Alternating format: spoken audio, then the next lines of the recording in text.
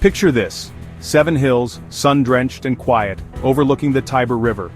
This is where our story begins, with twin brothers, Romulus and Remus. Abandoned as babies, they were rescued by a she-wolf, her milk giving them life. Years later, these brothers, now strong and determined, decided to build a city on those very hills. But ambition and rivalry, like shadows, followed close behind. A dispute erupted, a clash over power, and Romulus, in a moment of fury, killed Remus. The city, drenched in the blood of one brother, rose under the rule of the other. Romulus, its founder, gave Rome its name, and so the legend was born. This tale, passed down through generations, may be myth, but it speaks to the very soul of Rome. It whispers of ambition, of power struggles, and of a city destined for greatness, a greatness forged in the fires of conflict.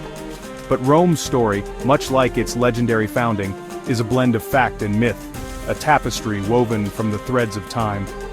To truly grasp its grandeur, we must journey beyond the legends, into the heart of history. Rome, in its infancy, was a far cry from the sprawling empire it would become. A small village, a collection of huts clinging to the hills, it was just one of many settlements scattered across the Italian peninsula. The Romans, practical and resilient, farmed the land, traded with their neighbors and honed their skills as warriors. Their government, a monarchy in the beginning, was ruled by kings, some benevolent, others tyrannical. But the seeds of discontent were sown. The Romans, fiercely independent, yearned for a say in their own destiny.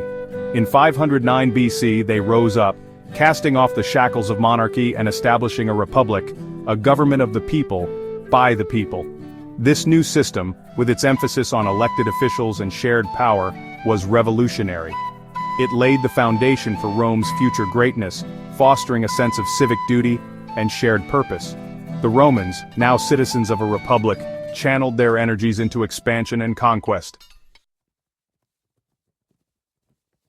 Fast forward through the centuries, past the Punic Wars against Carthage, past the conquests that brought wealth and power to Rome. We arrive at a time of turmoil and change, a time when the Republic, weakened by internal strife, teetered on the brink of collapse. Enter Gaius Julius Caesar, a general of unmatched brilliance, a charismatic leader who would reshape Rome's destiny. Caesar's campaigns in Gaul, modern-day France, were legendary, his legions unstoppable.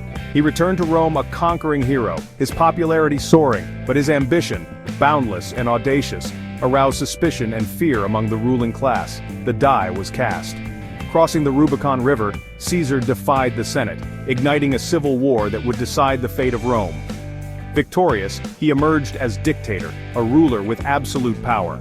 He implemented sweeping reforms, reorganizing the administration, reforming the calendar, and solidifying his hold on power. But Caesar's reign was short-lived. In 44 BC, on the Ides of March, he was assassinated by a group of senators, their daggers silencing the man who had dared to become a god in the eyes of some. Section 4. Augustus, the first emperor and the Pax Romana. Caesar's death plunged Rome into chaos once more.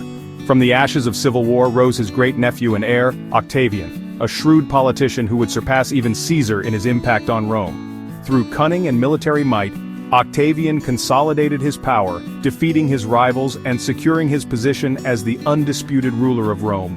In 27 BC, the Senate bestowed upon him the title Augustus, marking the end of the Republic and the birth of the Roman Empire. Augustus, a wise and pragmatic ruler, understood the importance of stability.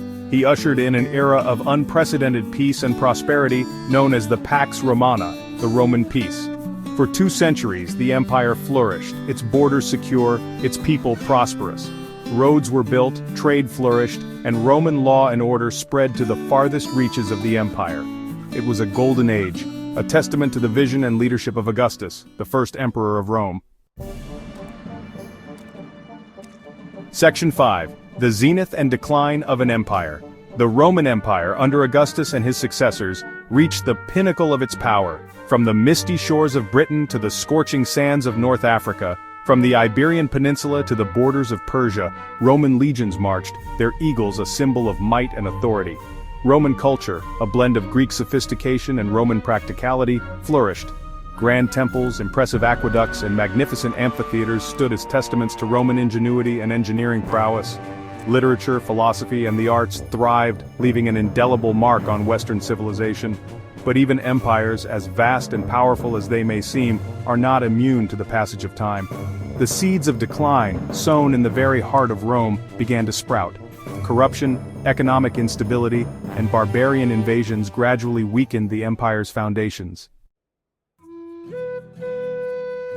Section 6. The Eastern Flame, Byzantium's Roman Legacy. By the 4th century AD, the Roman Empire, once a monolith, was crumbling under its own weight. In 330 AD, Emperor Constantine moved the capital from Rome to Byzantium, a strategic city on the Bosporus Strait, which he renamed Constantinople. This move marked the beginning of the end for the Western Roman Empire, which finally collapsed in 476 AD. But in the East, the flame of Roman civilization continued to burn brightly. The Eastern Roman Empire, centered in Constantinople, became known as the Byzantine Empire, a bastion of Christianity and a preserver of Roman law, literature, and culture. For over 1,000 years, the Byzantine Empire thrived, a beacon of civilization in a turbulent world. Its emperors, heirs to the Roman legacy, ruled over a vast territory, their court a center of learning, art, and diplomacy. The Byzantines preserved ancient texts, developed their own unique artistic style, and played a crucial role in the spread of Christianity. Section 7. Eternal Rome, Echoes in the Renaissance and Beyond. The fall of Constantinople in 1453 to the Ottoman Turks marked the end of the Byzantine Empire, but the legacy of Rome lived on. Its influence, like the enduring stones of the Colosseum or the Pantheon, continued to shape Western civilization. During the Renaissance, a period of cultural rebirth in Europe, there was a renewed interest in classical antiquity. Roman art, architecture, and literature served as inspiration for artists, architects, and scholars eager to recapture the glory of the past. From the dome of St. Peter's Basilica in Rome, inspired by the Pantheon, to the legal systems of many modern nations, influenced by Roman law, the echoes of ancient Rome can still be heard today. Its language, Latin, lives on in the scientific names of plants and animals, in legal and medical terminology, and in the very fabric of many modern languages. Rome may be gone, but its legacy is eternal, a testament to the enduring power of human ambition, ingenuity, and the enduring allure of a civilization that once ruled the world.